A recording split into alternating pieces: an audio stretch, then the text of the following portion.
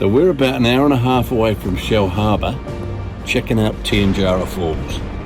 It's been constant rain for a week, so I know it's going to be pumping. And from the car park you can hear it sounds like thunder.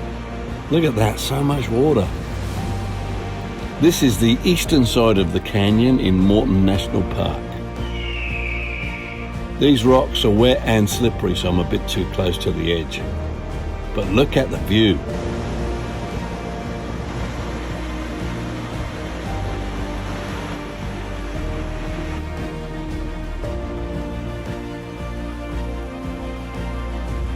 And that's where it goes over.